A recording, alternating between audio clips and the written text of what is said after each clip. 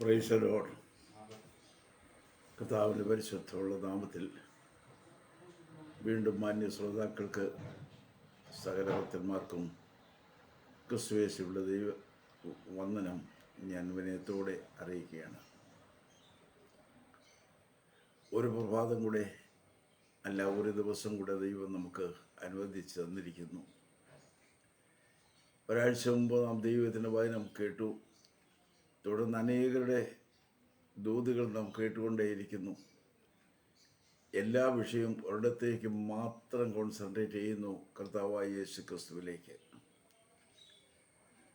ആര് പ്രസംഗിച്ചാലും എന്ത് പ്രസംഗിച്ചാലും യേശുവിനെ കൂടാതെ, കർത്താവിനെ കൂടാതെ ഒന്നും ചെയ്യാൻ കഴിയുകയില്ല.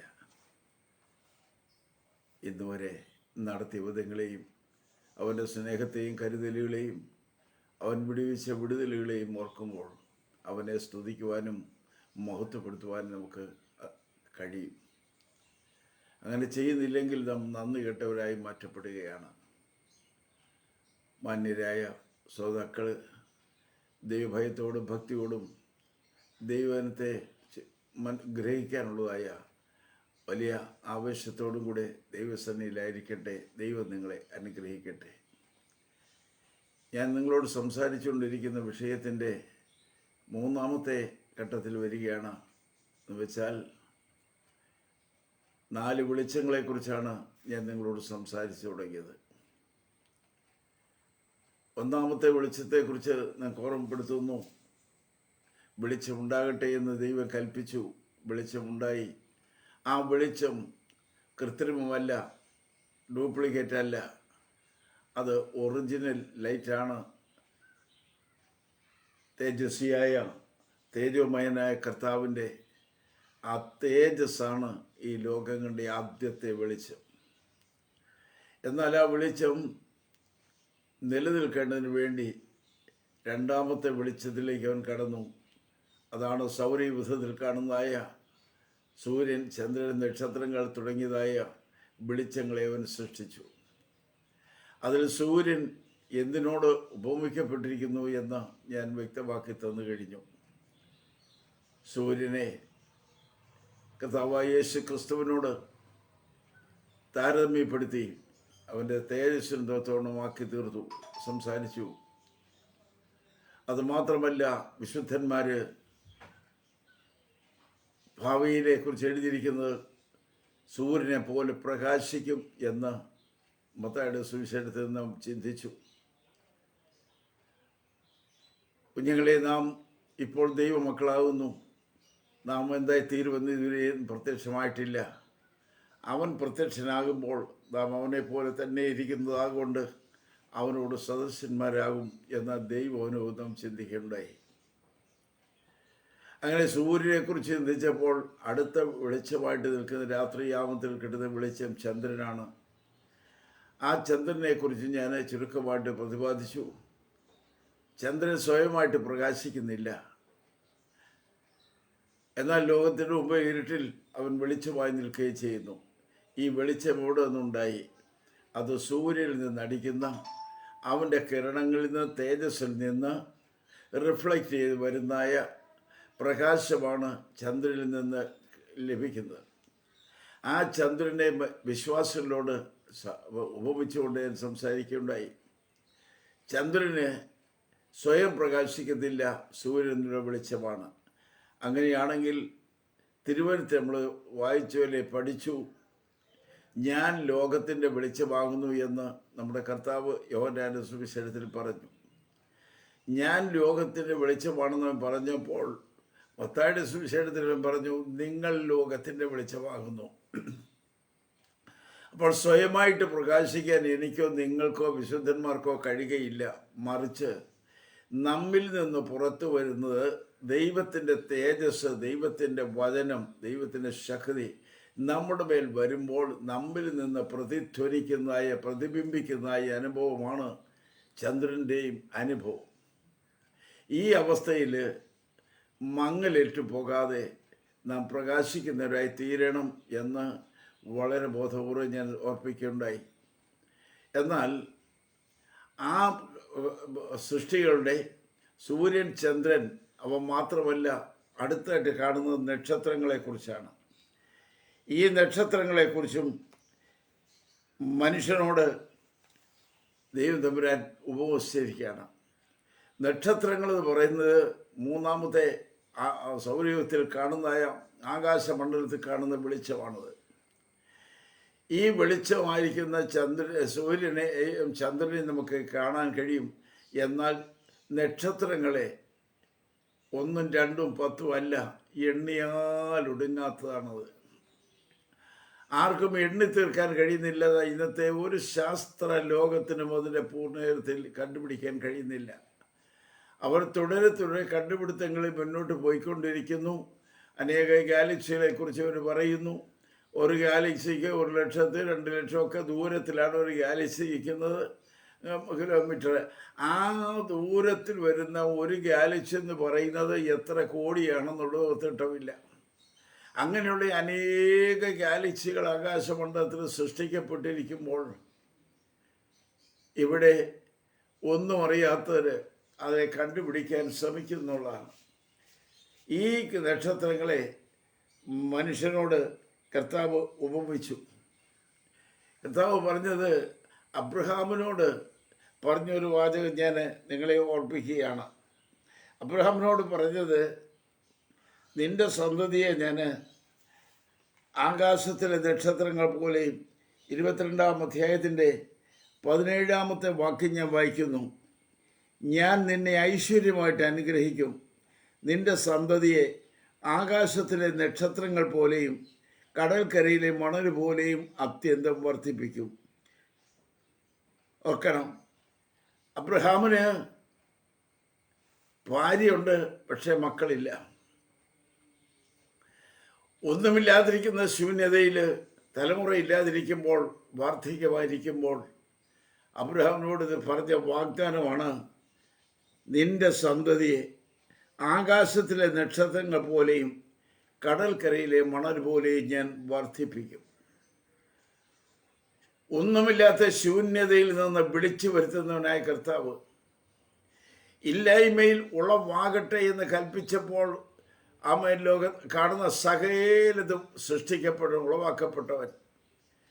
അവൻ നേരത്തെ പറയുന്നു, നിന്റെ സന്തതി 1, 2, 3 നിർത്തുകയല്ല. ചൈന 1 കൊണ്ട് നിർത്തി, അത് കഴിഞ്ഞ് 2 ആക്കി, ഇപ്പം 3 ആക്കിയിട്ടുണ്ട്. ഇന്ത്യ 2 കൊണ്ട് നിർത്തിയിരുന്നു, അന്നൊക്കെ വ്യത്യാസം വന്നു തുടങ്ങി. ജനങ്ങൾ വർദ്ധിക്കാതിരിക്കേണ്ടതിന് വേണ്ടി, അതിനെ നിയന്ത്രിക്കാൻ വേണ്ടി ഗവൺമെൻറ് ലെവലിലൊക്കെ വയ്ക്കുമ്പോഴും ഹോവയായി ദൈവം പറഞ്ഞത്, നിന്റെ സന്തതി 2 നിർത്താനല്ല, 3 നിർത്താനല്ല, ആകാശത്തിലെ നക്ഷത്രങ്ങൾ പോലെ ഞാൻ പെരുമാറാക്കും. ആകാശം മാത്രമല്ല, കടൽക്കരയിലെ മണൽ പോലെ. അതൊരു യാഥാർത്ഥ്യമായിട്ട് നമ്മൾ കണ്ടുകൊണ്ടിരിക്കുകയാണ്. ദൈവത്തിൻ്റെ ജനം 2 വിഭാഗങ്ങളായിട്ട് നിൽക്കുകയാണ്. ഒന്ന്, ആകാശത്തിലെ നക്ഷത്രങ്ങൾ പോലെ അതെന്നും പ്രകാശിക്കുന്നു. എന്നാൽ 2, കടൽക്കരയിലെ മണൽ പോലെ. ഇത് രണ്ടും എണ്ണി തീർക്കാൻ കഴിയുന്നത് അല്ല, അതിനേക്കാൾ എത്രയോ അകലമാണ് അത് നിൽക്കുന്നത്. മണൽത്തരികൾ എണ്ണി തീർക്കാൻ ആരെങ്കിലും ചിലവരെ പോലെ ഭ്രാന്തന്മാർ, ഇത്രയും ബുദ്ധിഹീനർ വേറെ ലോകത്തിലുണ്ടോ? എണ്ണി തീർക്കാൻ കഴിയുകയില്ല. അങ്ങനെയുള്ളതായ 2 ഗ്രൂപ്പ്, ഒന്ന് പ്രകാശിക്കുന്ന ഒരു ഗ്രൂപ്പ്, മറ്റേത് ചവിട്ടി മെതിക്കപ്പെടുന്ന 2ാമത്തെ ഗ്രൂപ്പ്. അതിലൊന്നാമത്തെ ഗ്രൂപ്പ് പ്രകാശിക്കുന്നതാണ്, ആകാശമണ്ഡലത്തിൽ നിൽക്കുന്നു, ഞാനതിലേക്ക് കടന്നു വരുന്നേ ഉള്ളൂ. എന്നാൽ ചവിട്ടി മെതിക്കുന്ന മണൽത്തരി പോലെ കിടക്കുന്നതായ ഒരു പറ്റം ജനമുണ്ട്. ആ മണലിനകത്ത് ചെളിയുണ്ട്, ചേറുണ്ട്, അഴുക്കളെല്ലാം അടിയുന്നുണ്ട്. അതെല്ലാം ചവിട്ടി മെതിച്ച് അങ്ങനെ നമുക്ക് പോകാൻ കഴിയും. ഈ മണലിനകത്ത് അഴുക്കുകൾ കിടക്കുന്ന പോലെ ലോകത്തിൻ്റെ ഇമ്പങ്ങളിലും പാപങ്ങളിലും മ്ലേച്ഛതകളിലും അശുദ്ധിയിലും അനീതിയിലും ദൈവികമല്ലാത്ത എല്ലാ സ്വഭാവങ്ങളിലും വിധേയപ്പെട്ട് മണൽത്തരികൾ പോലെ ജനം കിടക്കുകയാണ്. അവർക്ക് തെറ്റുകളെക്കുറിച്ച് ബോധമില്ല. അവരെ ചവിട്ടി മെതിക്കപ്പെടുന്നത് അവർ തിരിച്ചറിയുന്നില്ല. ഇതുപോലെ പാപത്തിൽ നശിച്ചു കിടക്കുന്ന ഒരു വലിയ സമൂഹം ഒരു വശത്ത് കിടക്കുമ്പോൾ, ദൈവത്തെ വിളിക്കാത്ത ഒരു ജനം ഒരു വശത്ത് കിടക്കുമ്പോൾ, മറുവശത്ത് പ്രകാശിക്കുന്ന നക്ഷത്രമാണ്. ഇതിനെക്കുറിച്ച് ആവർത്തന പുസ്തകത്തിൽ എഴുതിയിരിക്കുന്ന 1-ാം അധ്യായത്തിൻ്റെ 10-ാം വാക്യത്തിലും എഴുതിയിരിക്കുന്നത് ഞാൻ വായിക്കുകയാണ്. നിങ്ങളുടെ ദൈവമായ യഹോവ നിങ്ങളെ വർദ്ധിപ്പിച്ചിരിക്കുന്നു. ഇതാ നിങ്ങൾ ഇന്ന് പെരുപ്പത്തിൽ ആകാശത്തിലെ നക്ഷത്രങ്ങൾ പോലെ ഇരിക്കുന്നു. നോക്കണം, നിങ്ങൾ ആകാശത്തിലെ നക്ഷത്രങ്ങൾ പോലെ പെരുകിയിരിക്കുന്നു പറയുമ്പോൾ 10-ാം അധ്യായത്തിലും അത് തന്നെ എഴുതപ്പെട്ടിരിക്കുന്നു. ഞാൻ അതും വായിക്കുകയാണ്. 10-ാം അധ്യായത്തിൻ്റെ 22-ാമത്തെ വാക്യത്തിൽ എഴുതിയിരിക്കുന്നത്, നിന്റെ പിതാക്കന്മാർ 70 ദേഹികളായി മിസ്രൈമിലേക്ക് ഇറങ്ങിപ്പോയി. ഇപ്പോഴോ നിന്റെ ദൈവമായ യഹോവ നിന്നെ പെരുക്കി ആകാശത്തിലെ നക്ഷത്രങ്ങളെ പോലെ ആക്കിയിരിക്കുന്നു. ഇസ്രായേൽ ജനത്തെക്കുറിച്ച് എഴുതിയിരിക്കുന്നത്, യാക്കോബിന്റെ തലമുറകളും ആയിട്ട് ഇറങ്ങി പുറപ്പെട്ടത് വെറും 70 പേരാണ്. ആ 70 പേര് യൗസേപ്പിന്റെ നേതൃത്വത്തിൽ അവരുടെ ജീവിതം തുടർന്നു. അവർ സന്തോഷമായി കഴിഞ്ഞുകൂടി. എന്നാൽ ദൈവീയ വാഗ്ദത്തം അബ്രാഹാമിനുണ്ട്, നിന്റെ സന്തതി 4-ാം തലമുറ വരെ അന്യദേശത്ത് പാർക്കും. അതിനുശേഷം ഞാൻ സ്വന്തം നാട്ടിലേക്ക്, കനാൻ നാട്ടിലേക്ക് കൂട്ടിക്കൊണ്ടുവരും. ഇത് അബ്രഹാമിൻ്റെ ഒരു സന്തതി പോലും ഇല്ലാതിരിക്കുമ്പോൾ അവനോട് കൊടുത്ത വാഗ്ദാനമാണ്. നിന്റെ സന്തതി അന്യദേശത്തെ പരദേശിയെ പോലെ പാർക്കും.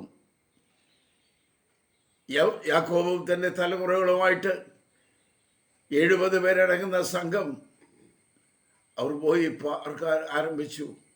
അവർ വർദ്ധിച്ചു പെരുകി ഇപ്പോൾ അവർ എണ്ണിയാലൊടുങ്ങാത്ത ജനമായിട്ട് തീർന്നു.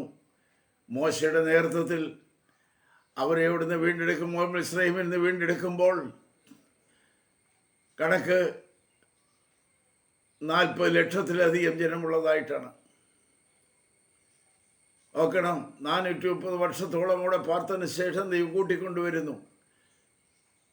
ആ വചനം എഴുതിയിരിക്കുകയാണ്, വെറും 70 പേരായിട്ട് ഞാൻ കൂട്ടിക്കൊണ്ടുപോയി, എന്നാൽ തിരിച്ചു വന്നിരിക്കുമ്പോൾ ആകാശത്തിലെ നക്ഷത്രങ്ങളെ പോലെ വർദ്ധിച്ചിരിക്കുന്നു. ഇങ്ങനെ വർദ്ധിച്ചു വരിക ജനം ദൈവത്തിൻ്റെ വാഗ്ദാന പ്രകാരം പെരുകിയതാണെങ്കിലും അവർ അതുപോലെ നശിച്ചു പോയി എന്നുള്ളൊരു കാര്യം കൂടെ പറയാതിരിക്കാൻ സ്ഥലമില്ല. വർദ്ധിച്ചു വന്ന ജനം ഒരു വശത്ത് ഉയർന്നു വന്നപ്പോൾ മറുവശത്ത് തകരാൻ തുടങ്ങി, നശിക്കാൻ തുടങ്ങി. എന്താ അതിൻ്റെ കാരണം? ആവർത്തന പുസ്തകം 28-ാം അധ്യായത്തിൻ്റെ 62-ാമത്തെ വാക്യത്തിൽ എഴുതിയിരിക്കുന്നത്, പുസ്തകത്തിൽ എഴുതിയിട്ടില്ലാത്ത സകല രോഗവും ബാധയും കൂടെ നീ നശിക്കും വരെ യഹോവ നിന്റെ മേൽ വരുത്തിക്കൊണ്ടിരിക്കും. ആകാശത്തിലെ നക്ഷത്രം പോലെ പെരുകിയിരിക്കുന്ന നിങ്ങൾ നിന്റെ ദൈവമായ യഹോവയുടെ വാക്ക് കേൾക്കായ്ക കൊണ്ട് ചുരുങ്ങിപ്പോയി ശേഷിക്കും. നിന്റെ ദൈവമായ യഹോവയുടെ വാക്ക് നീ കേൾക്കാത്തത് കൊണ്ട് നീ ചുരുങ്ങിപ്പോയി അവസാനിക്കും. അപ്പോൾ ദൈവപ്രമാണത്തിൽ നിന്നാൽ അവർക്ക് വർധനവും വ്യാപ്തിയും ഉണ്ടാകുന്നു, അവർക്ക് അനുഗ്രഹം ഉണ്ടാകുന്നു, അവർക്ക് ഉയർച്ച ഉണ്ടാകുന്നു. എന്നാൽ ദൈവത്തെ തള്ളിക്കളഞ്ഞാൽ നിശ്ചയമായിട്ടും എണ്ണം കുറയാൻ തുടങ്ങും, ചുരുങ്ങുവാൻ തുടങ്ങും. നിങ്ങൾ ദിനവൃത്താന്ത പുസ്തകത്തിൽ നിന്ന് ദിനവൃത്താന്ത പുസ്തകം 27-ാം അധ്യായം 27-ാം അധ്യായത്തിലെ 23, 24 വാക്യങ്ങൾ വായിക്കുമ്പോൾ ഇങ്ങനെ കാണുന്നു.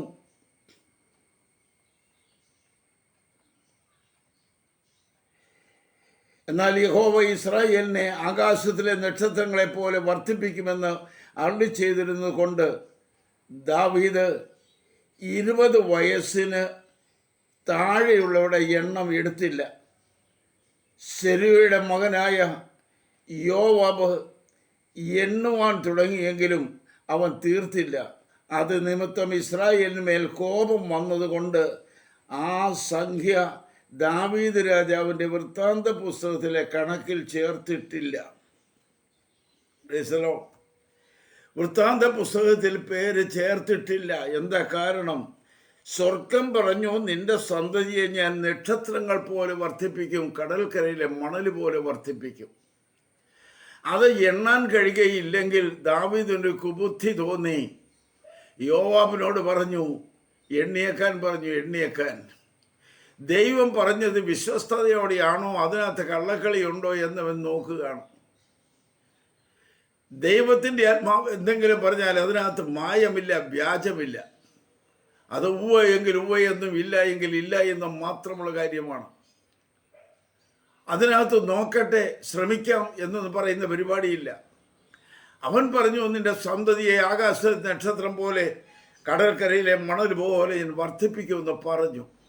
അങ്ങനെ വർദ്ധിച്ച് പെരുകിക്കൊണ്ടിരിക്കുന്ന ജനത്തെ എണ്ണുവാൻ ദാവീദേ നിന്നോട് ആര് പറഞ്ഞു? അപ്പോൾ നീ ദൈവത്തെ സംശയിക്കുന്നു, കർത്താവ് പറഞ്ഞ വാക്കിൽ നീ അവിശ്വസിക്കുന്നു. നീ നിന്റെ ബുദ്ധിയെ വളർത്തിയെടുത്തുകൊണ്ട്, നീ നിന്റെ ജ്ഞാനം കൊണ്ട് നിന്റെ കണ്ടുപിടുത്തങ്ങൾ വെളിയിലാക്കാൻ വേണ്ടി ഒരു ശ്രമം നീ നടത്തി. യോവാബിനെ കൊണ്ട് സകലതും എണ്ണിക്കാൻ തുടങ്ങിയെങ്കിലും എണ്ണം പൂർത്തീകരിക്കാൻ കഴിഞ്ഞില്ല എന്നാണ് അവിടെ എഴുതിയിരിക്കുന്നത്. യോവാബ് എണ്ണുവാൻ തുടങ്ങിയെങ്കിലും അവൻ തീർത്തില്ല. അത് നിമിത്തം ഇസ്രായേലിൻ്റെ മേല് കോപം വന്നതുകൊണ്ട് ആ സംഖ്യ ദാവീദ് രാജാവിൻ്റെ വൃത്താന്ത പുസ്തകത്തിൽ രേഖ ചെയ്തിട്ടുമില്ല. ദൈവം കൽപ്പിക്കാത്തത് ചെയ്തെടുത്താൽ അത് ഉയർച്ചയല്ല, അത് പരാജയമായിട്ടേ മാറ്റപ്പെടുകയുള്ളൂ. നീ എന്തിനു ദൈവത്തെ അവിശ്വസിച്ചു? എണ്ണരെന്ന് പറയുന്നതിനെ നീ എണ്ണി നോക്കിയത് കൊണ്ട് ദൈവം നിനക്ക് ന്യായവിധി തരികയാണ്. വാഗ്ദാനം ചെയ്തവൻ തെറ്റിച്ചു കളഞ്ഞു. ദാവീദ് അവിശ്വസിച്ചു. അതുകൊണ്ട് വൃത്താന്ത പുസ്തകത്തിൽ നിന്ന് ആ പുസ്തകത്തിൽ അവൻ രേഖ ചെയ്തിട്ടില്ല. എന്നാൽ ദാനിയേൽ പ്രവാചകൻ പറയുന്നതായ വാചകം പ്രത്യേകം ശ്രദ്ധിക്കണം. ദാനിയേൽ പ്രവചനം പറയുന്നത്,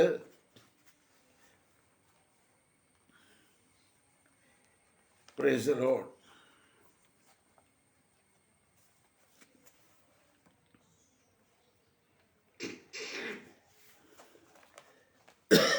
ദാനിയേൽ പറയാം 12-ാം അധ്യായത്തിൻ്റെ 2-3 വാക്യങ്ങൾ ഇങ്ങനെ എഴുതപ്പെട്ടിരിക്കുന്നു.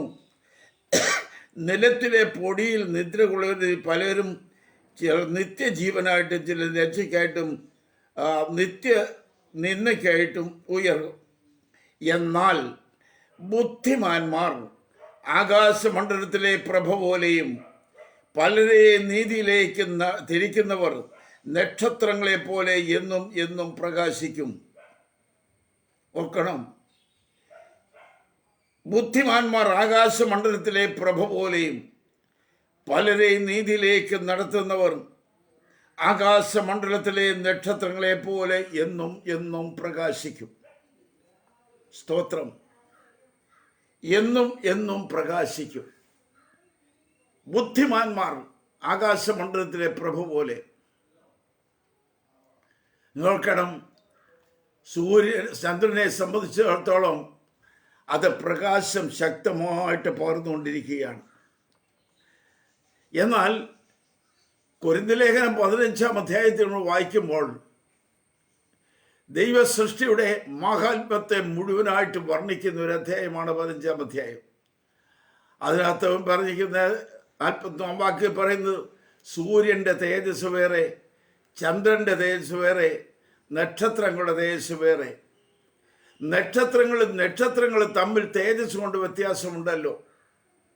നിങ്ങൾ ഓർക്കണം, ആകാശത്ത് കാണുന്ന ദൈവം തമ്പുരാൻ ആക്കി വെച്ചിരിക്കുന്ന, അപ്പോയിന്റ് ചെയ്തിരിക്കുന്ന ആ പ്രകാശ ധാരകൾ അതിൽ തന്നെ അവിടെ നിലനിൽക്കുമ്പോൾ നിങ്ങൾ ആക്ഷരികമായിട്ട് നക്ഷത്രങ്ങളെ ഇങ്ങനെ വിരിഞ്ഞിരിക്കുന്ന ആ സമയം രാത്രിയിൽ ഒരു ഓപ്പൺ ഏരിയയിൽ നിന്നുകൊണ്ട് മേലോട്ടൊന്ന് അവിടെ കിടന്നുകൊണ്ട് നോക്ക്. വിവിധ വെറൈറ്റി നക്ഷത്രങ്ങൾ കാണാം. ഏറ്റവും വലിപ്പം കൂടിയതും വലിപ്പം കുറഞ്ഞതും മീഡിയം ടൈപ്പും വാല് പോലെ നീളമുള്ളതായ അവസ്ഥകൾ കാണുന്നത് വാല് നക്ഷത്രങ്ങളും, ഇങ്ങനെ ഒരുപാട് നക്ഷത്രങ്ങളെ അവിടെ കാണാം. അത് മുഴുവനും പ്രകാശിച്ചു കൊണ്ടേയിരിക്കുകയാണ്. ഇത് ദൈവമക്കളോടും കൂടിയുള്ളൊരു ദൂതാണ്. അത് പ്രകാശിച്ചു കൊണ്ടിരിക്കുകയാണ്. നക്ഷത്രങ്ങളുടെ പ്രകാശം ഒരിക്കലും തീർന്നു പോകുന്നില്ല, മങ്ങിപ്പോകുന്നില്ല. അത് പ്രകാശിച്ചു കൊണ്ടേയിരിക്കുന്നു.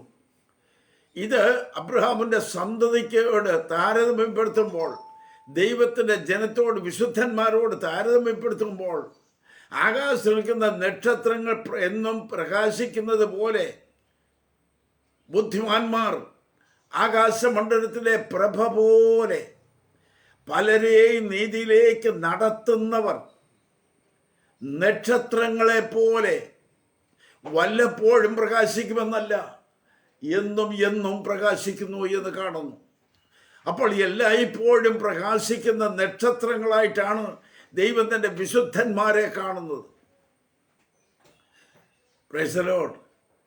അവര് ഉറക്കം തൂങ്ങിയിരിക്കുന്നവരായിട്ടല്ല, അവർ ക്ഷീണിച്ച് തളർന്ന് വാടിപ്പോയവരല്ല. അവരിൽ എപ്പോഴും പ്രകാശം പരത്തിക്കൊണ്ടേയിരിക്കുകയാണ്. എന്നാൽ നീ ആ കിടന്ന് കണ്ടുകൊണ്ടിരിക്കുമ്പോൾ തന്നെ കണ്ടുകൊണ്ടിരുന്ന ചില നക്ഷത്രങ്ങളെ കാണാനില്ല. ഇതൊരു യാഥാർത്ഥ്യമായ വസ്തുതയാണ്. നോക്കി കണ്ടുകൊണ്ടിരുന്ന ആ നക്ഷത്രങ്ങളുടെ പ്രകാശവുമില്ല, നക്ഷത്രവും കാണാനില്ല. ആകപ്പാട് വെപ്രാളമാകുന്നു. ഇതെവിടെ പോയി? ആ നക്ഷത്രം ഇവിടെ ഉണ്ടായിരുന്നില്ല, ഇപ്പോൾ ഉണ്ടായിരുന്നു, കാണുന്നില്ല, ഓന് പോയി. നക്ഷത്രം ഒന്നും പൊഴിഞ്ഞു പോയിട്ടില്ല, നക്ഷത്രം ഓടി മാറിപ്പോയിട്ടില്ല. പ്രിയപ്പെട്ടവരെ, അത് അവിടെ തന്നെ നിൽപ്പുണ്ട്. അതിൻ്റെ പ്രകാശം കുറഞ്ഞു പോയിട്ടില്ല. ആ പ്രകാശം അപ്പോഴും കത്തിക്കൊണ്ടേയിരിക്കുകയാണ്. പിന്നെ എന്തുകൊണ്ടാണ് അത് കാണുന്നില്ലെന്ന് പറയുന്നത്? കാരണമുണ്ട്. അതിൻ്റെ അടിയിൽ ഒരു കാർമേഘം ഇതിലേ എങ്ങനെയോ പാസ് ചെയ്തു പോയി. ഒരു കാർമേഘം അതിൻ്റെ കീഴെ വന്നപ്പോൾ നീ കണ്ടുകൊണ്ടിരുന്ന ഈ നക്ഷത്രത്തെ കാണാനില്ല, അതിൻ്റെ പ്രകാശം കാണാനില്ല. ഞാൻ തുറന്ന ഭാഷ പറയുകയാണ്, ഈ നക്ഷത്രങ്ങൾ ഞാനും നീയുമായിരിക്കുന്ന വിശുദ്ധന്മാരുടെ ദൈവമക്കളെ ഉപയോഗിക്കുകയാണെങ്കിൽ നമ്മിലുള്ള പ്രകാശം ഒരിക്കലും കുറഞ്ഞു പോകരുത്. നിങ്ങൾ ലോകത്തിൻ്റെ വെളിച്ചമാണ്. ആ വെളിച്ചം ഒരിക്കൽ പോലും മങ്ങിപ്പോകരുത്, മങ്ങിപ്പോകുകയുമില്ല. എന്തുകൊണ്ട് മങ്ങിയെന്ന് തോന്നുന്നതിൻ്റെ കാരണം അതിന് കീഴേ ഒരു കാർമേഘം വന്നതാണ്. അതൊരു സ്വാഭാവികമായ കാര്യമാണ്. നമ്മിലുള്ള ദൈവകൃപ ജ്വലിച്ച് പ്രകാശിച്ചു കൊണ്ടിരിക്കുമ്പോൾ, തീമോത്തിയോസേ, എൻ്റെ കൈവെപ്പിനാൽ നിനക്ക് ലഭിച്ച കൃപാവരങ്ങളെ നീ ജ്വലിപ്പിച്ചു കൊള്ളണമെന്ന് പൗലോസ് തീമോത്തിയോസിനോട് പറയുമ്പോൾ, നമ്മിൽ കത്തിയിരിക്കുന്ന ദൈവകൃപ നാം ജ്വലിപ്പിക്കുന്നില്ല എങ്കിൽ, അത് കത്തിക്കൊണ്ടിരിക്കുന്നില്ല എങ്കിൽ അതിൻ്റെ പ്രകാശം കാണാൻ കഴിയില്ല. എങ്ങനെ കത്താൻ തടസ്സമെന്ത്? പലപ്പോഴും ഉണ്ടാകുന്ന പ്രതിസന്ധികളും വേദനകളും കഷ്ടനഷ്ടങ്ങളും പോർവിളികളും ഭീഷണികളും അപവാദങ്ങളും, ഇങ്ങനെ ലോകത്തുനിന്ന് വരാവുന്ന അനേക കാര്യങ്ങൾ ഒരു ദൈവ വൈദ്യന്മേൽ വീശി അടിക്കുമ്പോൾ,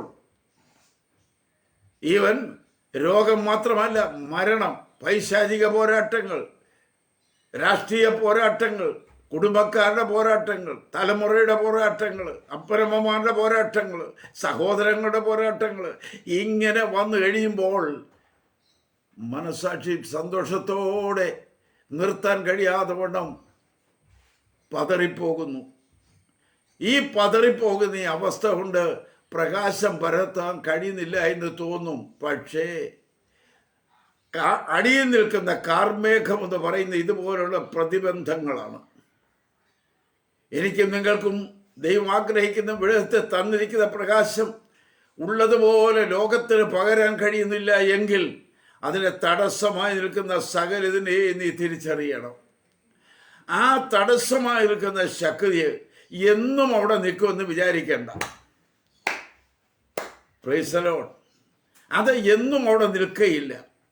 ഒരു കാറ്റടിക്കുമ്പോൾ കാർമേഘം അങ്ങ് മാറിപ്പോകും.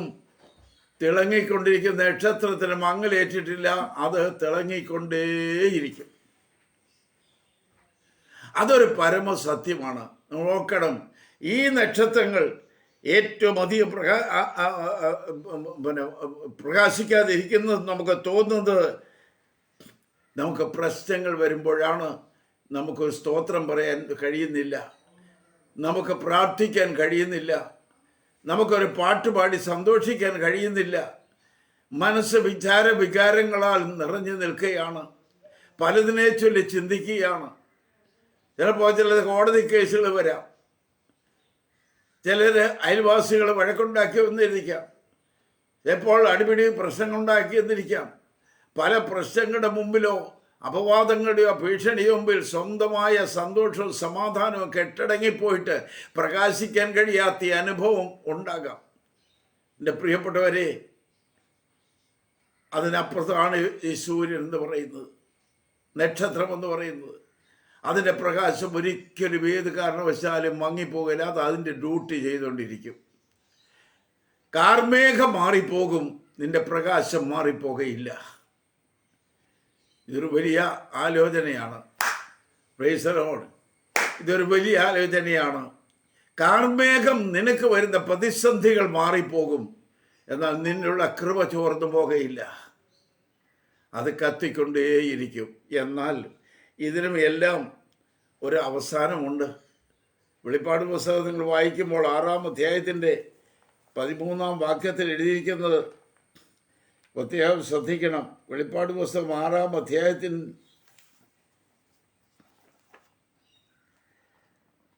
അതിൻ്റെ 13-14 വാക്യം,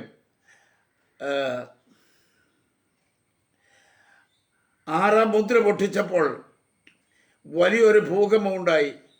സൂര്യൻ കരിമ്പടം പോലെ കറുത്തു, ചന്ദ്രൻ മുഴുവനും രക്തതുല്യമായി തീർന്നു. അത്തിവൃക്ഷം പെരുങ്കാറ്റ്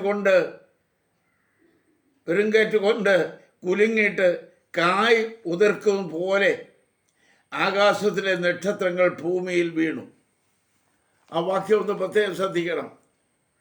ഈ കാണുന്ന സൂര്യൻ, ചന്ദ്രൻ, നക്ഷത്രങ്ങളെക്കുറിച്ച് ഒന്നുകൂടി എടുത്ത് ഞാൻ പറയുകയാണ്. അത് ഒറിജിനൽ അല്ല. ദൈവം കൊടുത്ത ആഡ് ചെയ്ത കൂട്ടിച്ചേർത്ത അല്ലെങ്കിൽ പ്രകാശിപ്പിച്ച വിഗ്രഹങ്ങളാണ്, ഗോളങ്ങളാണ്.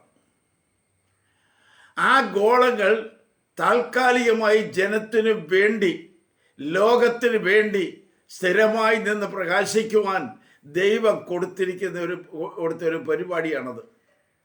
അതിൻ്റെ പ്രോജക്റ്റാണത്. ദേശത്തിന് വെളിച്ചം കൊടുക്കാൻ വേണ്ടി, വൃക്ഷലതാദികൾക്ക്, ജീവജാലങ്ങൾക്ക് വെളിച്ചം കൊടുക്കാൻ വേണ്ടി ദൈവം കൊടുത്തതാണ് ഈ സൂര്യചന്ദ്ര നക്ഷത്രങ്ങൾ. എന്നാൽ ഇതിനൊരു ഡ്യൂറേഷൻ, ഒരു അവസാനമുണ്ട്. അത് വളരെ വ്യക്തമാണ്. ആ അധ്യായം പറയുന്നത്, വെളിപ്പാട് പുസ്തകം പറയുന്നത്, സൂര്യനെ സംബന്ധിച്ച് ഇന്ന് കത്തി ജ്വലിച്ച് ലോകത്തെ മുഴുവൻ പ്രകാശിപ്പിച്ചുകൊണ്ടിരിക്കുന്ന സൂര്യൻ കറുത്തുപോകും. അതിൻ്റെ പ്രകാശം വെളിപ്പെടുത്താൻ കഴിയാത്ത സമയം വരുന്നു. അതിനെക്കുറിച്ച് വ്യാഖ്യാനിക്കാൻ വളരെ മണിക്കൂറുകൾ വേണ്ടി വരും. എന്തുകൊണ്ട് അങ്ങനെ സംഭവിക്കുമെന്ന് ചരിത്രങ്ങളിലേക്കോ സംഭവിക്കാൻ പോകുന്ന പ്രവചന ഭാഗങ്ങളിലേക്കോ വെളിപ്പാട്, ദാനിയേൽ പ്രവചനം എല്ലാം വായിച്ച് പഠിപ്പിക്കേണ്ട രംഗമായതുകൊണ്ട് ഞാൻ അവിടേക്ക് കടക്കുന്നില്ല. എന്നാൽ സംഭവിക്കാൻ പോകുന്നത് പറയുകയാണ്, ഇന്ന് കത്തിക്കൊണ്ടിരിക്കുന്ന സൂര്യൻ്റെ പ്രകാശം നിൽക്കാൻ പോകുകയാണ്. അനധിവിദൂരമല്ലാത്ത കാലഘട്ടത്തിൽ ഈ കത്തുന്ന സൂര്യൻ പൊട്ടിത്തെറിച്ചെന്നിരിക്കാം. അതിന് കത്തിക്കൊണ്ടിരിക്കുന്നതായ ഫ്യൂവൽ അത് കത്താതെ പോയെന്ന് വരാം, അതില്ലെന്ന് വരാം. അത് തീർന്നുകൊണ്ടേയിരിക്കുക. ഇന്ന് ലോകത്തിൽ മുഴുവൻ ചൂട് വർദ്ധിച്ചുകൊണ്ടേയിരിക്കുന്നു. Price the Lord. ഇന്നലെ വൈകിട്ട് ഒരു കൊച്ചൻ പറഞ്ഞു, ഗൾഫിൽ അവരിക്കുന്നിടത്ത് 52 ഫാരൻഹീറ്റ് വരെയാണ് ചൂട് വർദ്ധിച്ചു വന്നിരിക്കുന്നത്. നിൽക്കാൻ നിർവാഹമില്ല ഇവിടെ. മനസ്സിലാക്കണം, അത് എക്സ്ട്രീമാണ്. 48, 50, 52 ഡിഗ്രിയൊക്കെ വരിക എന്ന് പറഞ്ഞാൽ ഒരു മനുഷ്യന് പിടിച്ചു നിൽക്കാൻ കഴിയുമോ? ഈ സൂര്യൻ്റെ പ്രതാപം വളരെ ശക്തിയോടെ ലോകത്ത് വ്യാപരിക്കുകയാണ്. ഇതിനെ ഫേസ് ചെയ്യാൻ കഴിയാത്തൊരു അന്തരീക്ഷം വരും. അവസാനം സൂര്യൻ ഇരുണ്ടു പോകും, അതിൻ്റെ പ്രകാശം പോകും. സൂര്യൻ ഇരുണ്ടാൽ ചന്ദ്രൻ എന്തായി തീരും? രക്താംബരം പോലെ അത് ചുമന്നു പോകുന്നു എന്നവിടെ എഴുതപ്പെട്ടിരിക്കുന്നു. 3 നക്ഷത്രങ്ങൾ അവിടെ നിന്ന് പ്രകാശിക്കാൻ കഴിയില്ല. സൂര്യനുമില്ല, ചന്ദ്രനുമില്ലെങ്കിൽ നക്ഷത്രങ്ങൾ എങ്ങനെ? അത്തി കാറ്റടിച്ച് ഉലയുമ്പോൾ അത്തിപ്പഴങ്ങൾ പൊഴിയുന്നത് പോലെ ഈ നക്ഷത്രങ്ങൾ പൊഴിഞ്ഞു വീഴുമെന്നാണ്. അതൊക്കെ ചിന്തിക്കാൻ കഴിയുന്നതിനും അപ്പുറത്തേക്ക് കടന്നു പോകുകയാണ്. ഈ കാണുന്ന സൗരയൂഥത്തിൽ കാണുന്ന കോടാനുകോടി നക്ഷത്രങ്ങൾ ഭൂമിയിലേക്ക് പൊഴിഞ്ഞു വീഴും. അത്തിപ്പഴം വീഴുന്നത് പോലെ പൊഴിഞ്ഞു വീഴുമെന്ന് പറഞ്ഞാൽ ആ കാലഘട്ടം മനസ്സുകൊണ്ട് ചിന്തിച്ചേ. ഞാൻ വെറുതെ ചിന്തിക്കുന്ന തമ്പുരാനെ, ഗുണപ്പെടാതെ രക്ഷിക്കപ്പെടാതെ കർത്താവ് വരുമ്പോൾ പോകാതെ ഇവിടെ ലോകത്തിന് വേണ്ടി സംഭരിച്ചു കൂട്ടേണ്ടതിന് വേണ്ടി പലതിനു വേണ്ടി ബന്ധപ്പെട്ടുകൊണ്ട് ജീവിതങ്ങൾ നടക്കുമ്പോൾ ആണ് ഈ നക്ഷത്രങ്ങൾ പൊഴിയുന്നെങ്കിൽ ഓർത്ത് നോക്കിക്കേ. Price the Lord. ഈ നക്ഷത്രം ഇങ്ങോട്ട് വീഴുന്നത് നമ്മൾ കാണുന്ന പോലെ കരിയാസ് വട്ട് പോലെ ഇരിക്കുന്നതല്ല. അത് നമ്മൾ ദൂരം കൊണ്ട് ഇങ്ങനെ താങ്ങുന്നതാണ്. പക്ഷേ ഈ ഭൂമിയേക്കാൾ വലിയ കോളങ്ങളാണ് ചിലത് ഉള്ളതെന്ന് ഓർത്തുകൊള്ളണം. ഒരെണ്ണം വന്നിട്ട് വീണാൽ എത്രയോ ആളുകൾ സംബന്ധി പോലെയാകും. എത്രയോ ഭീമൻ കെട്ടിടങ്ങളുടെ തകർന്ന് തരിപ്പണമാകും. എത്രയോ ജീവജാലങ്ങൾ ഇവിടുന്ന് കടന്നു പോകുന്നു, ദ്രവിച്ചു പോകുന്നു, നശിച്ചു പോകുന്നു. ആ നക്ഷത്രങ്ങൾ ഇങ്ങനെ വരാൻ പോകുകയാണ്. അതുകൊണ്ട് പ്രിയപ്പെട്ടവരെ, അതിനു മുമ്പ് ദൈവത്തിൻ്റെ വിശുദ്ധന്മാർക്കൊരു കൂട്ടിച്ചേർക്കലുണ്ട്. അതിനു വേണ്ടി നാം ഒരുങ്ങുക എന്ന് ഞാൻ പ്രത്യേകമായിട്ട് ഓർപ്പിക്കുന്നു. ഇനി ഞാൻ വരുന്നത് 3-ാമത്തെ വെളിച്ചത്തിലേക്കാണ്. 3-ാമത്തെ വെളിച്ചം ഉൽപ്പത്തി പുസ്തകം 1-ാം അധ്യായം 26-27 വാക്യങ്ങൾ വായിക്കുമ്പോൾ കാണാം. ഉൽപ്പത്തി 1-ന്റെ 26-27. അനന്തരം ദൈവം, നാം നമ്മുടെ സ്വരൂപത്തിൽ നമ്മുടെ സാദൃശ്യപ്രകാരം മനുഷ്യനെ ഉണ്ടാക്കുക. അവർ സമുദ്രത്തിലുള്ള മത്സ്യത്തിന്മേലും ആകാശത്തിലുള്ള പർവ്വജാതികളുടെ മേലും മൃഗത്തിൻ്റെ മേലും സർവ്വഭൂമിയിന്മേലും ഭൂമിയിൽ ഇഴയുന്ന എല്ലാ ജാതികളുടെ മേലും വാഴട്ടെ എന്ന് കൽപ്പിച്ചു. Price the lord. Praise the Lord. ഇങ്ങനെ ദൈവം തൻ്റെ സ്വരൂപത്തിൽ മനുഷ്യനെ സൃഷ്ടിച്ചു. ദൈവത്തിൻ്റെ സ്വരൂപത്തിൽ അവരെ സൃഷ്ടിച്ചു, ആണും പെണ്ണുമായി അവരെ സൃഷ്ടിച്ചു. ഇതാ ആ 26-27 വാക്യങ്ങൾ കാണുന്നു. എന്താ എഴുതിയിരിക്കുന്നത്? നാം നമ്മുടെ സ്വരൂപത്തിലും സാദൃശ്യത്തിലും മനുഷ്യനെ ഉണ്ടാക്കുക. ട്രിനിറ്റി, ത്രിത്വം എന്ന് പറയുന്ന ആ 3 വ്യക്തിത്വങ്ങൾ തങ്ങളുടെ കൗൺസില്, തങ്ങളുടെ കമ്മിറ്റി ഒന്നിച്ചുകൂടി എടുത്ത് തീരുമാനമാണിത്. നാം നമ്മുടെ സ്വരൂപത്തിലും സാദൃശ്യത്തിലും മനുഷ്യനെ ഉണ്ടാക്കുക. അതിനവൻ ചെയ്തത് നിങ്ങൾക്ക് അറിയാവുന്ന ലളിതമായ ഭാഗമാണ്. അവൻ നിലത്തെ പൊടിയിൽ നിന്ന് മണ്ണെടുത്ത് ഒരു മനുഷ്യരൂപത്തിലുണ്ടാക്കി. ആ മനുഷ്യരൂപം ഞാൻ ഇങ്ങനെ സ്വപ്നത്തിൽ അതുപോലെ കാണാറുണ്ട്. ദൈവം തമ്പുരാൻ സൃഷ്ടിച്ച, തൻ്റെ കൈപ്പണിയായി സൃഷ്ടിച്ചതാണ് മനുഷ്യൻ. ആ മനുഷ്യന് ഒരു പോരായ്മകളും കാണുകയില്ല. ദൈവിക കരം കൊണ്ട് സൃഷ്ടിക്കപ്പെട്ട ഒന്നിനും പോരായ്മയില്ല. പോരായ്മ ഉണ്ടാക്കിയെടുക്കാൻ ശ്രമിക്കുകയും ഉണ്ടാക്കുകയും ചെയ്യുന്നു. എന്നാൽ ദൈവം തമ്പുരാൻ്റെ സൃഷ്ടിയിൽ ഒരു കുഴപ്പവുമില്ല. ഞാനിങ്ങനെ നോക്കുമ്പോൾ ആ മണ്ണിൻ്റെ ചെളിയെല്ലാം കളഞ്ഞ, അഴുക്കെല്ലാം മാറിയ നല്ല മണ്ണ് ഒരു മനുഷ്യരൂപത്തിൽ ഇതാ അവിടെ നിൽക്കുന്നു. ഒന്ന് സൂക്ഷിച്ച് നോക്കത്തക്ക വിധത്തിൽ സൗന്ദര്യമുള്ളതാണ്, ബ്യൂട്ടിഫുള്ളാണ്. 2 നല്ല കാലുകളുണ്ട്, 2 കൈകളുണ്ട്, നല്ല തലയുണ്ട്, കണ്ണുണ്ട്, മൂക്കുണ്ട്, ചെവിയുണ്ട്. ആമ ഇണങ്ങിയതായ ഒരു ബോഡി, ഒരു ശരീരം അതിലുണ്ട്. ഇതെല്ലാം കണ്ടാൽ നമുക്ക് സുന്ദരക്കുട്ട നോക്കി നിൽക്കാൻ തോന്നിപ്പോവും. ഇന്ന് പല മ്യൂസിയങ്ങളിലും ഇന്ദിരാഗാന്ധിയുടെയോ രാജീവ് ഗാന്ധിയുടെയോ കെന്നഡിയുടെയോ ട്രംപിൻ്റെയോ ഒക്കെ പ്രതിമകൾ, മെഴുക പ്രതിമകൾ ഒക്കെ ഉണ്ടാക്കി വെച്ചിട്ടുണ്ട്. കണ്ടാൽ ഒറിജിനലാണെന്ന് തോന്നും. അതുപോലെ സൃഷ്ടിച്ചിട്ടുണ്ട്. ഇപ്പോൾ മോഡിയുടെ പ്രൈം മിനിസ്റ്റർ മോഡിയുടെ രൂപം ഉണ്ടാക്കി വെച്ചിരിക്കുന്ന ദിവസം പേപ്പറിൽ കാണുകയുണ്ടായി. അത് പിന്നെ ആരാധനയ്ക്ക് വേണ്ടി ഉണ്ടാക്കിയതാണ്. ക്ഷേത്രം പോണത് അത് പിന്നെ എടുത്തു മാറ്റി. കണ്ടാൽ ഞാൻ ആദ്യം വിചാരിച്ച് മോഡി തന്നെയാണോ ഇരിക്കുന്നത് തോന്നിപ്പോയി. അത്ര മനോഹരമായിട്ട് ഉണ്ടാക്കിയിരിക്കുകയാണ്. എന്നാൽ ഈ സൃഷ്ടി ഇത്രയും മനോഹരമാക്കി വെച്ചിട്ട് അതിൻ്റെ അരികെ കൂടെ കടന്നു പോകുമ്പോൾ ഒന്ന് നോക്കി കണ്ടു വെച്ചിട്ട് ഒരു ടാറ്റ പറഞ്ഞാൽ, ഒരു വിഷയനെ കൈയൊന്ന് ആട്ടി കാണിച്ചാൽ ന്യായമായിട്ട് പ്രതികരിക്കേണ്ടതാണല്ലോ. ഈ രൂപം പ്രതികരിക്കയില്ല.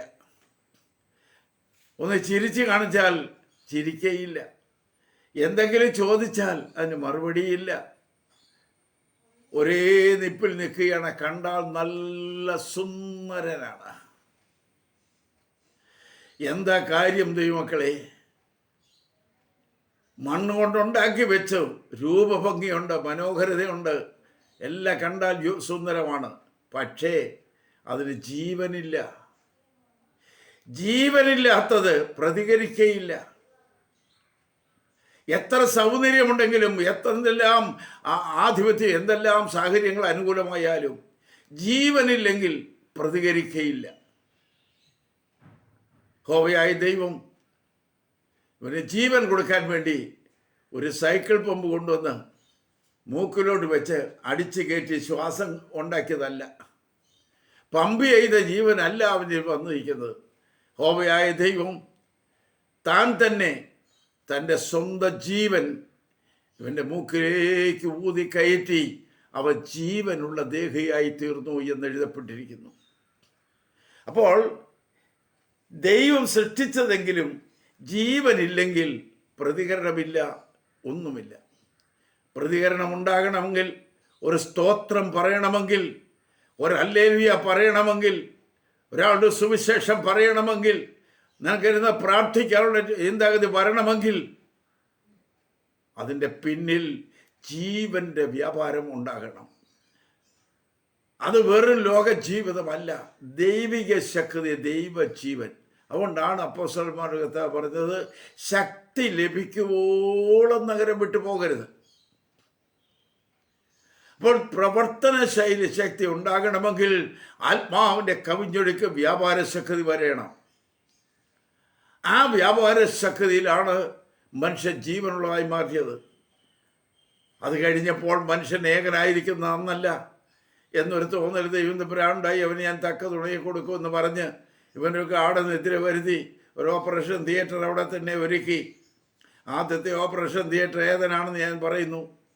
അവിടെ വെച്ച് ഒരു ഓപ്പറേഷൻ നടത്തി അവൻ്റെ വാരിയലെടുത്ത് വളരെ അകലേട്ട് മാറ്റി ഒരു പെങ്കൊച്ചിൻ്റെ രൂപം ഉണ്ടാക്കി, നല്ല സുന്ദരിക്കുട്ടിയായ ഒരുത്തരുടെ രൂപം ഉണ്ടാക്കി. അവൾക്ക് ജീവൻ കൊടുത്തു. ജീവനുള്ള ദേഹിയായിത്തീർന്നു. നാഡീഞരമ്പുകൾ, അസ്ഥിമജ്ജകൾ എല്ലാം ഉണ്ട്. നല്ല മനോഹരമേറിയ ഒരു സുന്ദരിക്കുട്ടി, ആരും നോക്കുന്ന ഒരു സുന്ദരിക്കുട്ടി. പക്ഷേ ജീവനില്ലാത്ത ഒന്നിനെ ഉണ്ടാക്കിക്കൊണ്ട് കാര്യമില്ല. എല്ലാവരും നോക്കി ആകർഷിക്കപ്പെടും, പക്ഷേ ജീവൻ വേണം. അവളെയും ആദാമിനെയും ഒന്ന് ചേർത്ത് അവർക്ക് ആദാമെന്ന് പേരിട്ട്, ഇതൊക്കെ ആത്മീയ മർമ്മമാണ്, ഞാൻ വിട്ടുകളയുന്നു. രണ്ടുപേരെയും ഇവിടെ ചേർത്ത് ഏക പേരാണ് വിളിച്ചത്. ആദമെന്ന് പേരിട്ടു. കല്യാണം കഴിക്കുന്നത് വരെ മിസ്റ്റർ ആൻഡ് മിസ്ട്രസ്, സ്തോത്രം, മിസ്സസ് എന്ന് വരും. കല്യാണം കഴിഞ്ഞാലോ മിസ്റ്റർ ആൻഡ് മിസ്സസ് എന്ന് പറഞ്ഞ് പുരുഷൻ്റെ പേര് മാത്രം വരും. പോട്ടെ, ആ വിഷയത്തിലേക്ക് കിടക്കുന്നില്ല. അവർക്ക് ആദമെന്ന് പേരിട്ടു. അങ്ങനെ ആദം സൃഷ്ടിക്കപ്പെട്ടു എങ്കിലും, ജീവനുണ്ട് എങ്കിലും, ദൈവം തമ്പുരാൻ അതിൽ ചേർക്കാതെ, മണ്ണിനകത്ത് ചേർക്കാതിരുന്ന് മറ്റൊന്നുണ്ട്, ദൈവത്തിൻ്റെ വെളിച്ചം. ഇന്ന് ഒരു വെളിച്ചമായി തീർന്നത് എന്തുകൊണ്ട്? സങ്കീർത്തന പുസ്തകം വായിക്കുമ്പോൾ സങ്കീർത്തനത്തില് 8-ാം അധ്യായം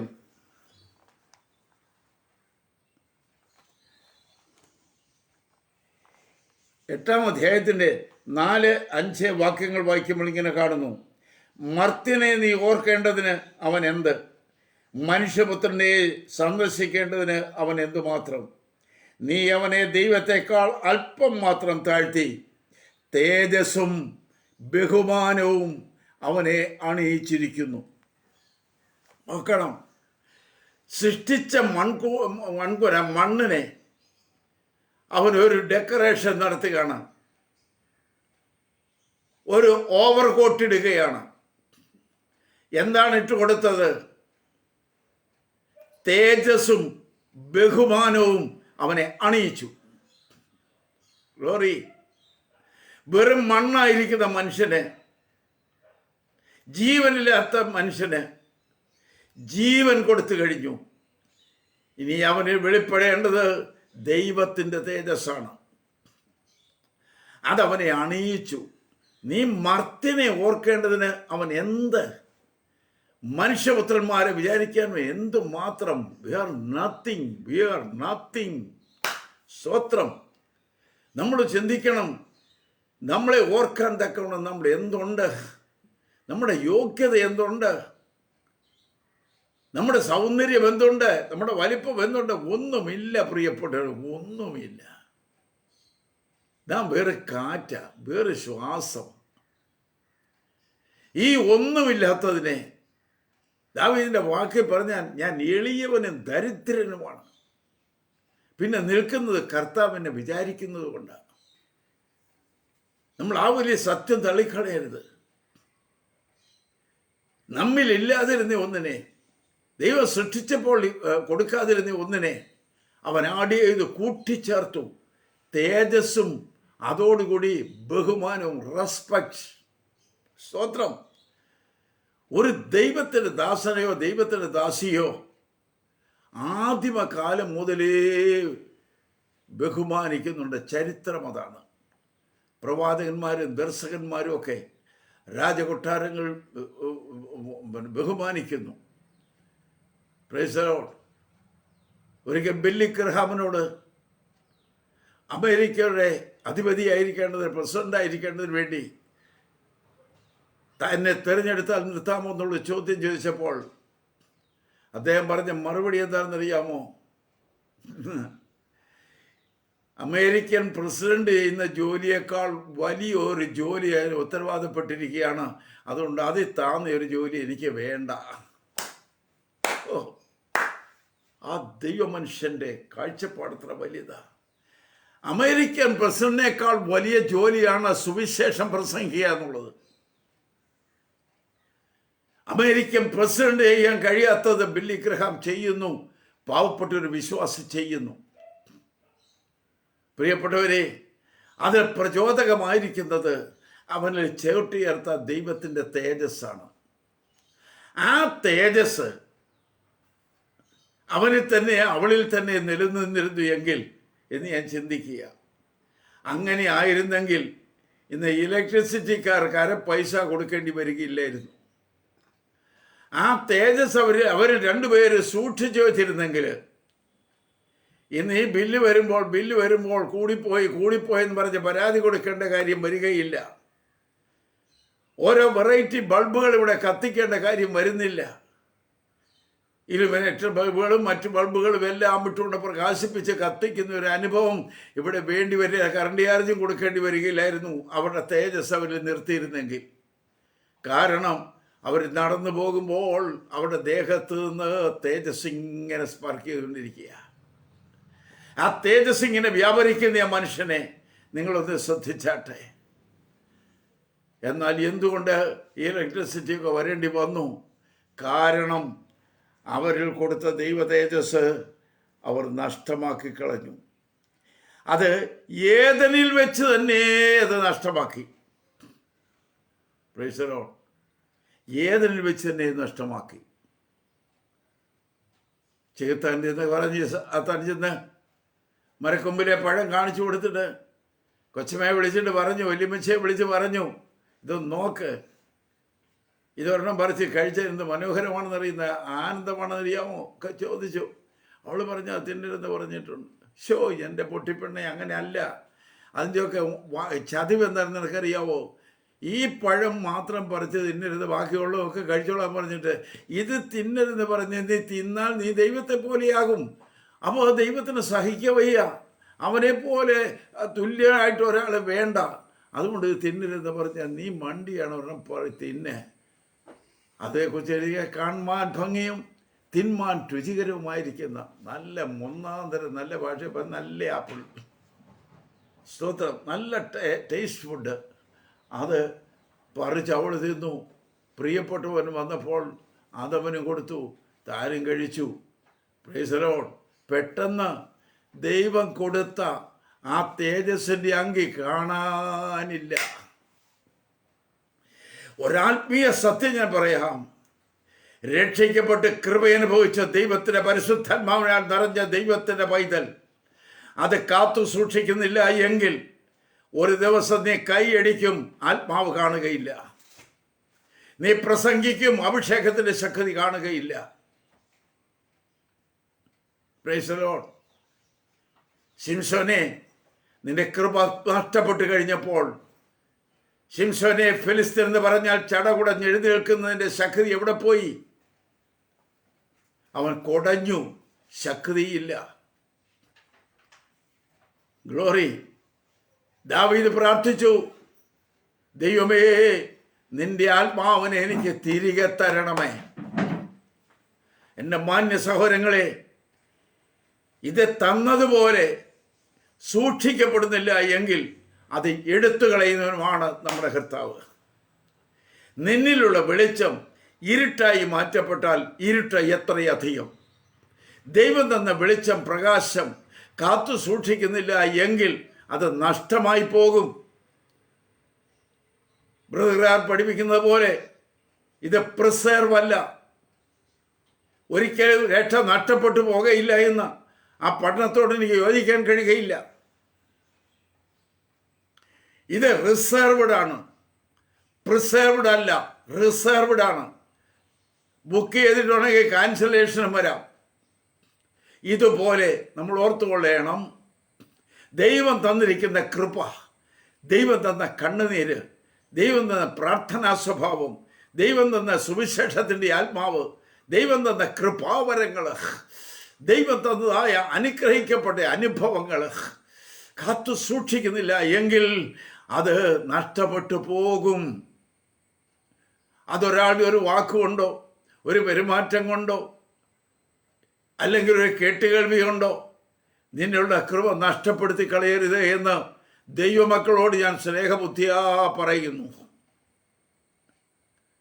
ആദമേ, അവ്വയെ, നിങ്ങളിരുന്നായ ദൈവകൃപ നഷ്ടപ്പെട്ടത് എന്തുകൊണ്ട്? തേജസ് പോയത് എന്തുകൊണ്ട്? നിങ്ങൾ ദൈവം അരുതെന്ന് പറഞ്ഞതിനെ ചെയ്തു, തെറ്റായത് നീ ചെയ്തു. നിന്നിലുള്ള കൃപ മാറിപ്പോയി. ദൈവം കൊടുത്ത തേജസ്, ആ ഓവർകോട്ട്, ആ തേജസ്സിൻ്റെ അങ്കി രണ്ടുപേർക്കും നഷ്ടപ്പെട്ടപ്പോൾ അവർക്കപ്പോൾ തോന്നുന്നു ഞങ്ങൾ നഗ്നരാണ് എന്നൊരു തോന്നൽ അപ്പോഴാണ് ഉണ്ടാകുന്നത്.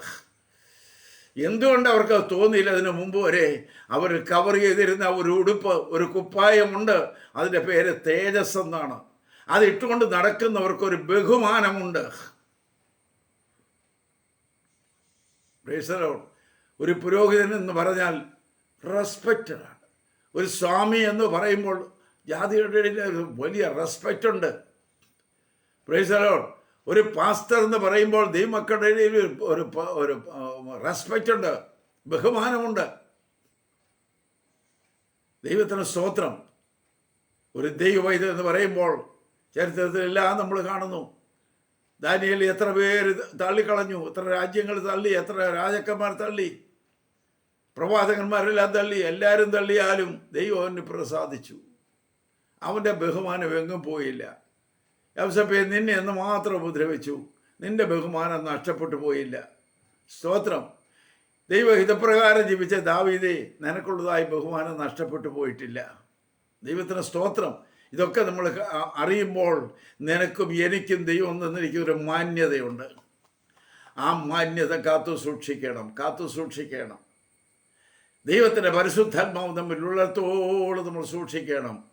ഏദനിൽ വെച്ച് തന്നെ പാപം ചെയ്തതിൻ്റെ ഫലമെന്ത്? അവൻ്റെ തേജസ് വിട്ടുപോയി. നഗ്നനാണെന്ന് പറഞ്ഞു. നഗ്നനാണെന്ന് ആര് പറഞ്ഞു? കടന്നു വരാൻ പറഞ്ഞപ്പോൾ അവരങ്ങനെയാണ് തുന്നി ഉടുത്തായ ഏതൊന്നിൻ്റെയോ ഇലയും തുന്നി ഉടുത്തുകൊണ്ട് പിന്നെ മുണ്ടിന് പകരം, കാച്ചട്ടയ്ക്ക് പകരം, സാരിക്ക് പകരം ഇത് തുന്നി ഉടുത്തുകൊണ്ട് വന്നിരിക്കുക. അവിടെ അവൻ കൊടുത്തത് എന്ത്? അത് നശിപ്പിച്ചു. നീയായിട്ട് തന്നെ നഷ്ടപ്പെടുത്തി. Price the Lord. ദൈവം തന്ന കൃപ നീയായി തന്നെ നഷ്ടപ്പെടുത്തരുന്ന ഒരു സതുപദേശം ഞാൻ തന്നുകൊണ്ട് ആ ഭാഗത്ത് ഞാൻ മുന്നോട്ട് പോവുകയാണ്. മൂന്നാമത്തെ വെളിച്ചമാണ് ഞാൻ പറയുന്നത്. ആദം ഒരു മനുഷ്യൻ ലോകത്തിൻ്റെ വെളിച്ചമാണ്. നിങ്ങൾ ലോകത്തിൻ്റെ വെളിച്ചമാണ്. ആ വെളിച്ചം പറയുന്നത് എങ്ങനെ?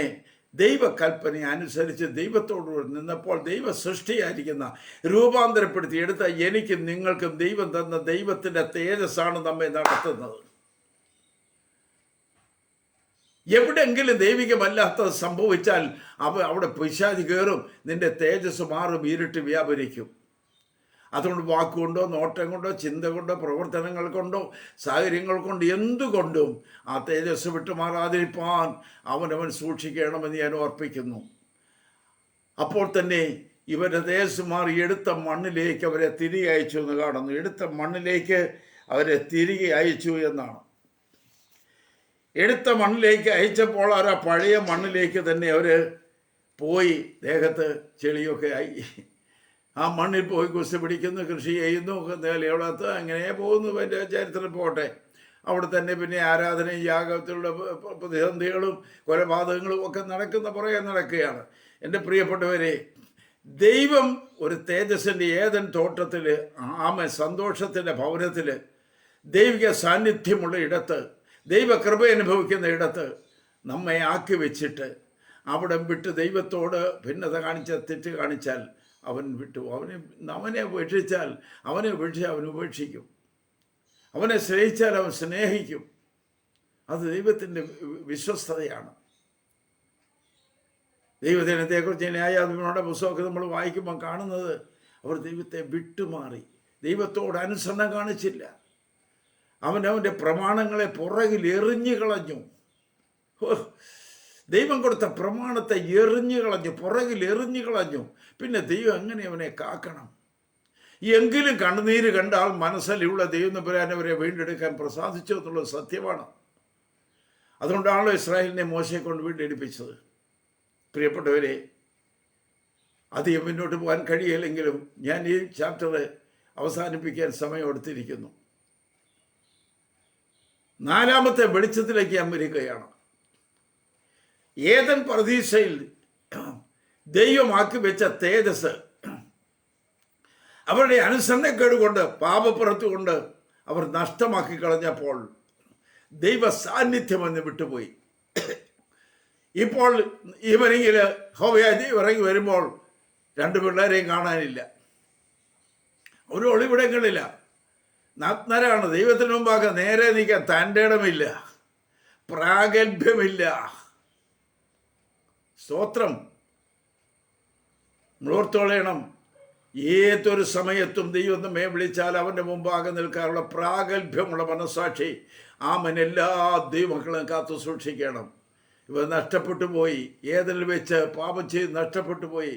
എന്നാൽ യഹോവയായ ദൈവത്തിന് അത് നോക്കി നിൽക്കാൻ പറ്റുന്നില്ല. ദുഃഖമാണ്. മനുഷ്യൻ മുഴുവനും പാപം ചെയ്ത്, റോമാലേഖനം 3-ാം അധ്യായം 22-ാം വാക്യം വായിക്കുമ്പോൾ ഒരു വ്യത്യാസവുമില്ല.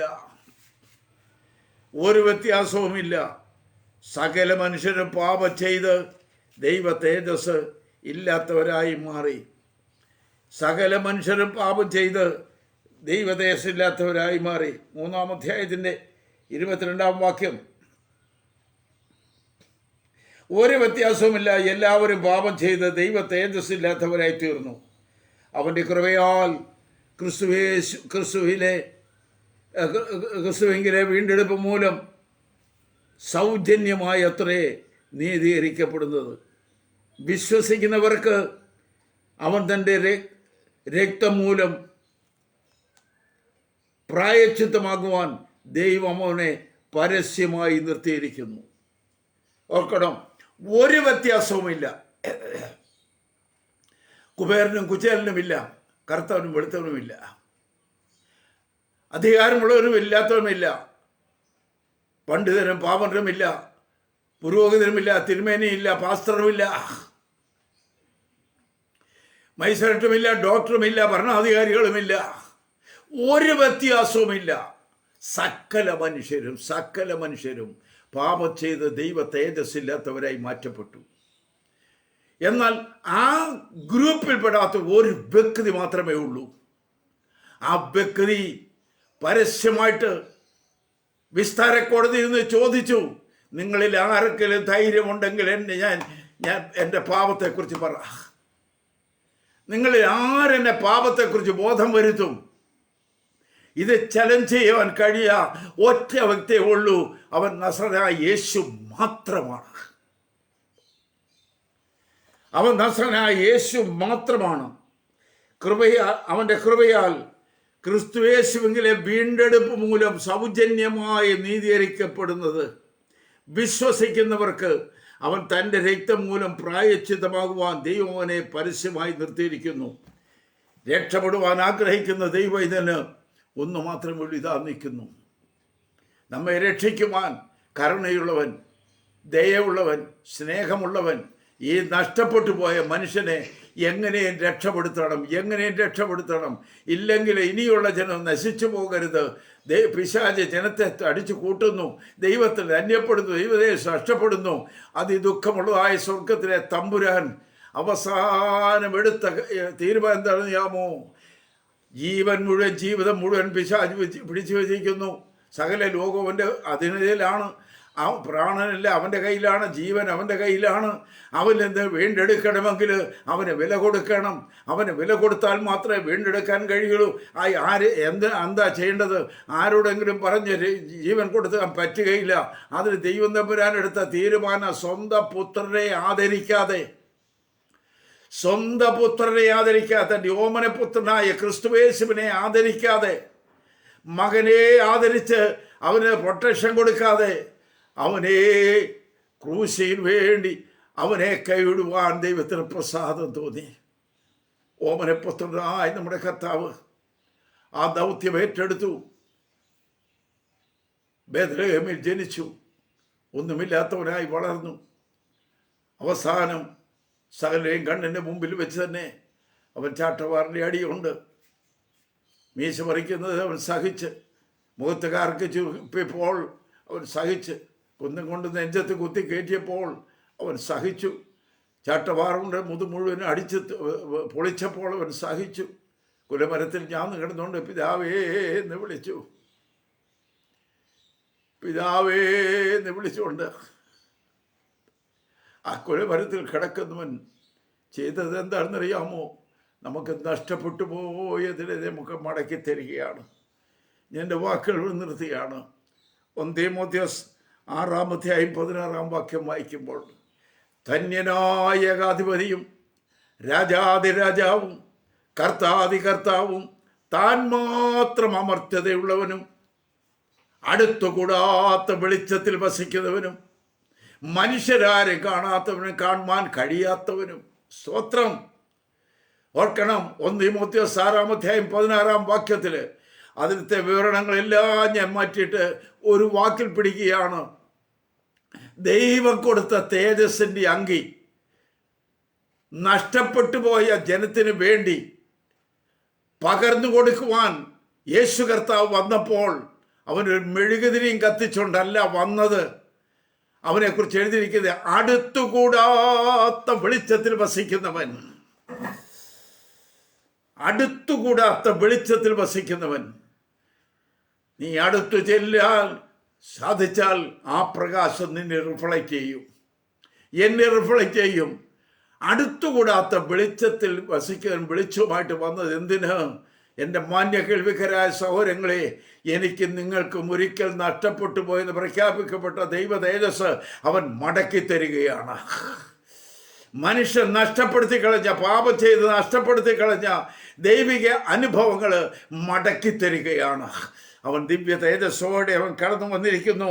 ഞാനിപ്പോൾ എൻ്റെ വാക്കുകൾ ഇവിടെ നിർത്തുകയാണ്. ദൈവങ്ങളെ സ്തോത്രം ചെയ്യുന്നു. നിന്നിലുള്ളതായ വെളിച്ചം ഇരുട്ടായാൽ ഇരുട്ട് എത്ര അധികം, നിന്നിലുള്ള വെളിച്ചം ഇരുട്ടായാൽ ഇരുട്ട് എത്ര അധികം.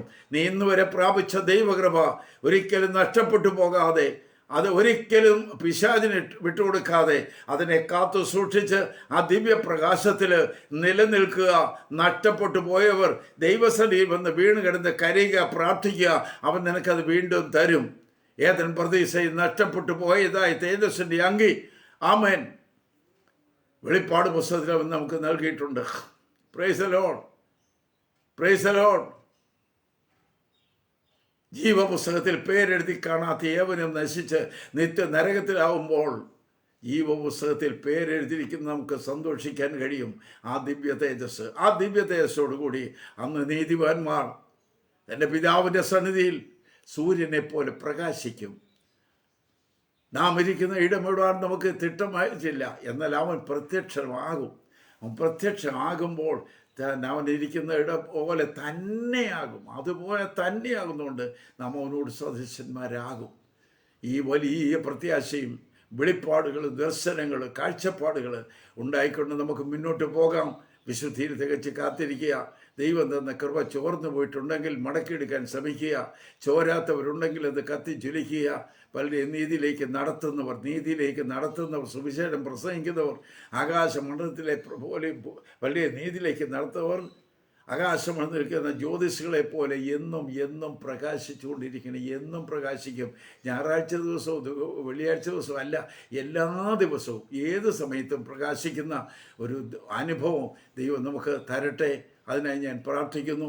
ഈ വചനം കേട്ട് എല്ലാവരെയും ദൈവം അനുഗ്രഹിക്കട്ടെ. ഞങ്ങളുടെ കർത്താവേ, പരിശുദ്ധ ദൈവമേ, 4 വെളിച്ചങ്ങളെക്കുറിച്ച് ഞങ്ങളോട് സംസാരിക്കാൻ നിനക്ക് പ്രസാദം തോന്നി. അതേ കർത്താവേ, ഒന്നാമത്തെ വെളിച്ചം നിത്യതയുടെ പ്രകാശം നീ വെളിപ്പെട്ടതാണ്. അതേ പ്രകാശത്തിലേക്ക് തന്നെ വീണ്ടും ഒടുവിൽ എത്തിച്ചേരാൻ പോകുന്നല്ലോ. നീ കൃത്യമായിട്ട് കൊടുത്തതായ സൂര്യ ചന്ദ്ര നക്ഷത്രങ്ങളെല്ലാം നശിച്ചു പോകും.